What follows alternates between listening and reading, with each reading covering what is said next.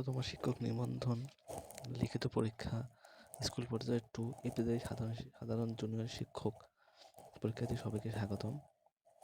সাধারণত বাংলা থেকে নিম্ন টপিকগুলো থেকে বিগত বছরের প্রশ্নগুলো এসেছিল, যেমন সমাস, উপসর্গ, প্রকৃতি প্রত্যয়, সন্ধি, ধাতু, বিরামচিহ্ন, বিপরীত শব্দ, সমার্থক শব্দ, বাগধারা, আবেদনপত্র, সংবাদপত্র প্রকাশের জন্য চিঠি অথবা পত্র, ভাব সম্প্রসারণ, সারাংশ, গদ্য পদ্য হতে সংক্ষিপ্ত কিছু প্রশ্ন।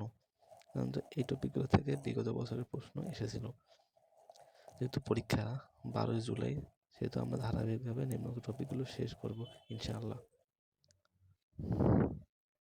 সাধারণত ইংলিশ সিলেবাস অ্যানালাইসিস করে দেখা যায় যে এই কোশ্চেনগুলো আসে। প্যাসেজ থেকে একটা কোশ্চেন থাকবে কয়েকটা, প্যাসেজ টাইটেল লেখা লাগবে, প্যাসেজ থেকে সামারাইজ লেখা লাগবে। তারপর হচ্ছে voice change, appropriate preposition, right from verb, article, letter, application, report writing, paragraph writing, Bangla থেকে ইংলিশ ট্রান্সলেশন, সেন্টেন্স আকারে দেওয়া থাকবে এবং প্যাসেজ আকারে দেওয়া থাকবে বাংলা থেকে ইংলিশ ট্রান্সলেশন। এগুলো করলেই জাস্ট এনাফ হয়ে যাবে। এই টপিকগুলো থেকে সচরাচর কোশ্চেন আসা দেখা যায়।